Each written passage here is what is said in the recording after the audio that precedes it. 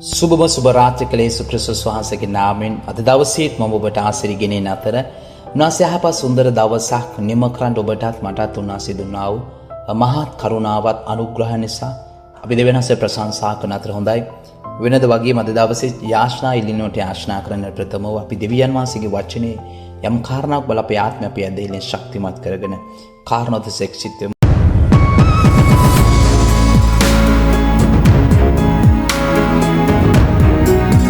හොඳයි මෙම රාත්‍රියේ ඔබ සමග බෙදාගන්න ගීතාවලිය පොතේ 34 වෙනි පරිච්ඡේදයේ 18 සහ 19 වෙනි පද ශුද්ධ ලේවල තුල මෙලෙස සඳහන් කර තිබෙනවා. ස්වාමීන් වහන්සේ බිඳුණු සිත් ඇත්තන්ට ලන්ව සිටිනසේක. තැළුණු ආත්ම ඇත්තන් ගලවනසේක. ධර්මශ්‍රයාගේ පීඩා බොහෝය. නමුත් ස්වාමීන් වහන්සේ ඒ සියල්ලන් ඔහු ගලවනසේක. ආමේන්. මේ ස්ථානය තුළ පුදුමාකාර යථාර්ථයක් දෙවියන් වහන්සේ ඔබගේ මගේ ආත්මයට එළිදලා. මේ ස්ථානයේ කියනවා ස්වාමීන් වහන්සේ බිඳුණු සිත් ඇත්තන්ට ලන්ව සිටිනසේක. උන්වහන්සේ ඔබගේ මගේ තත්ත්වය දන්නවා. දවසේ බොහෝ අය සිටිනදී ඔවුන් සිතන දේ තමයි ඒ ස්වාමිනේ අපි මෙවැනි ප්‍රශ්න තුල ගමන් කරන්නේ. ඒ බොහන්සලා අපිව පේන්නේ නැද්ද? ඒ බොහන්සලා අපිව දැනෙන්නේ නැද්ද? ඔවුන් අහනවා. ජීවිතේ තැලෙද්දි සිත් බිඳෙද්දි සිත් තුවාල වෙද්දි බොහෝ අය අහන ප්‍රශ්නේ තමයි ඇයි දෙවියනේ මෙහෙම වෙන්නේ? නමුත් දෙවියන් වහන්සේ කියනවා ඔවුන්ට දෙවියන් වහන්සේ ළඟව සිටිනවා කියලා. ඔවුන්ට උන්වහන්සේ ප්‍රේම කරනවා. හේතුව බොහෝ මිනිස්සු තැලුම් රිදුම් තුල ඒ වේදනාකාරී ඒ කාලයන් තුල ගමන් කරද්දී ඔවුන් මිනිස්සුන් ඈත් වෙනවා. හේතුව මිනිස්සුන්ව විශ්වාස නොකරන තැනට යනවා. හේතුව ඒ ජීවිතයේ ඒ තැන්වලට එන සමහරට මිනිස්සු ඒකට හවුල් වුණ නිසා. ඒ නිසා ඔවුන් මිනිස්සුන් ඈත් වෙද්දී ඔවුන් තනිවම ඒ දුක බෙදාගද්දී තනිවම ඒ ප්‍රශ්නය සමග අරගල කරද්දී දෙවියන් වහන්සේ ඔවුන්ට ප්‍රේම කරන්ට යනවා. දෙවියන් වහන්සේ ඔබ සිත් සනසන්ට යනවා. දෙවියන් වහන්සේ ඔවුන්ගේ ආත්ම සුව කරන්ට යනවා. ඒ නිසා ඔබ දෙවියන් වහන්සේ වඳිනු ගන්න.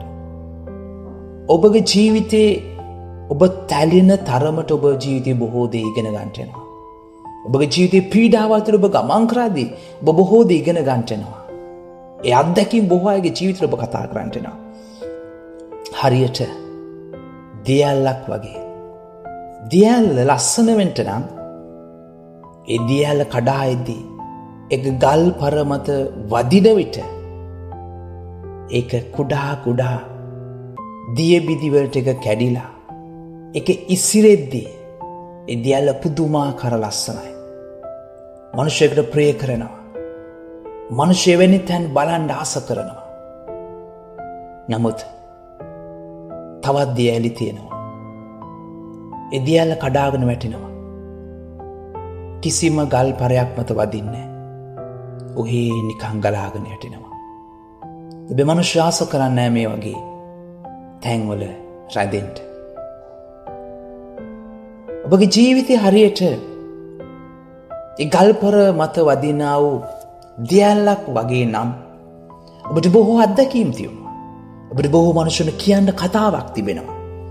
බොහෝ මිනිසුන්ට දන්නා වූ රහස් ඔබ තුල තිබෙනවා. එසේනම් ඒ රහස් දෙවියන් වහන්සේ ඔබට උගන්වන්නේ. එවැනි බොහෝ ජීවිතවල ජීවත් වෙන බොහෝ අය ඉන්නවා. බොහෝ සිරගවල් වල ඔහුගේ හදවත් නැමැති සිරගවල් වල සිරවෙලා සිටින බොහෝ මිනිස්සු සිටිනවා. ඉතින් ඔබට අවස්ථාවක් ලැබෙන්න යනවා. ඒ හදවත් වල සිරවෙලා ඉන්නා වූ සිරකරුවන්ව නිදහස් කරන්න. සමහර වේදනාකාරී දේවල්, සමහර ජීවිතයේ අමීරි තැන්, සමහර ජීවිතයේ එපා වුණු තැන් සමග පොරබදින බොහෝ මිනිස්සු ඉන්නවා. ඔබට කතාවක් තිබෙන ඕන්ට කියන්න. ඔබට පණිවිඩයක් තිබෙන ඕන්ට කියන්න. ඒ නිසා ඔබ ජීවිතේ තැලෙද්දී, ඔබ ජීවිතේ බිඳෙද්දී ඒවා ඔබගේ අත්දැකීම් කරගෙන එවැනි තැන්වල යන මිනිස්සුන්ට ඔබ කතා කරන්න. ඔබ කියන්න. ජීවිතේ සියල්ලට පිළිතුරු තිබෙනවා. සියල්ල කාලයත් එක්ක විසඳනවා. ඒ සියල්ල තුළ පුදුමාකාර කතාවක් උගන්වනවා. ඔබ කියන්න උන්ට ඔවුන් ධෛර්යමත් කරනවා, ශක්තිමත් කරන්න. හේතුව කාලේ සමග සියල්ල වැළලෙනවා. කාලේ සමග සියල්ල අමතක වෙනවා. කාලය යෑමත් එක්ක අලුත් තැන්වලට බෝගෙන යනවා. ඔබට බොහෝ තුවාල තිබෙනවා. බොහෝ අමීරි අත්දැකීම් තිබෙනවා. ඔබ මේ ලෝකේ සාර්ථක වූ කෙනෙක්. ඔබ මේ ලෝකේ බොහෝ අත්දැකීම් ලැබුව කෙනෙක්. ඔබ මේ ලෝකේ පරිණත වූ කෙනෙක් ලෙසට ඔබ ජීවිතේ ජීවත් වෙන්න. බොහෝ අය ඔබව සොයාගෙන, බොහෝ අය ඔබගෙන් පිළිතුරු හයි. බොහෝ අය ඔවුන්ගේ ජීවිත ගැලවෙන පිණිස ඔබගෙන් අවස්ථාවන් ඉල්ලා. මම විශ්වාස කරනවා මේ රාත්‍රියේ ඔබ එවැනි කෙනෙක් නම් ඔබගේ ජීවිතේ දෙවියන් වහන්සේ ලස්සන කරන්න. ඒ ගල්පර මත වදින එදිය බිඳු විසිරෙද්දී ඒ ජීවිතේ ලස්සනයි වගේ.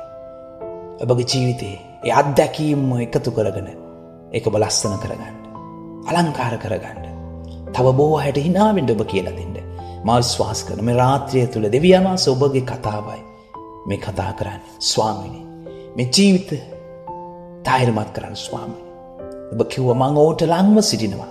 මම ඔවුන්ගේ හත් නොවනකොට ඔබගේ වචනේ පොරොන්දුලා තිබුණා. එහෙනම් මගේ දෙවියන් වහන්සේ මේ ජීවිත ආරක්ෂා කරන්න, මේ ජීවිත ආශිර්වාද කරන්න. තව බොහෝ අයට ඒ පණිවිඩ ගෙන යන පිස මොම ධෛර්යමත් කරමින් ගෙන යන්න කියන අතර පියාන්නේ. මේ වෙලාවදී ආත්මෙන් වහන්සේ උන්ගේ හදවත් ස්පර්ශ කරමින් ඔබ වහන්සේගේ ප්‍රේමය උන්ට දකින්න සලස්වන්න කියලා මං ඉල්ලනවා. ජේසුස් වහන්සේගේ නාමයෙන්. ආමේන්. තව දවසත් මම ආශා කරන රෝගීන් උදෙසා ඔබ රෝගී කෙනෙක්ද, ඔබ නිවසක රෝහලක, ඔබ කොහොම ස්ථානයේ සිටිනවද, දෙවියන් වහන්සේගේ වචනේ ජීවමාන එක දෙමුවත් කඩුවා.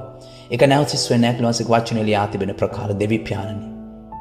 ස්වාමී මේ හැම කෙනෙකුම ජීවිතම ඔබට බාර කරන ඔබගේ දිව්‍යමය සුවය ඔබ මත තබන්න පියාණනි. වෛද්‍යවරුම ඔවුන් අතහැරියද?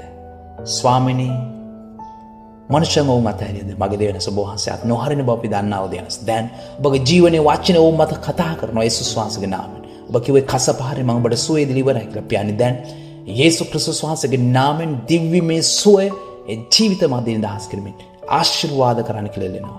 ජේසුස් වහන්සේගේ නාමයෙන්. තත් දවස විවිධ දේ ඔබ ගත කරන්න ඇති.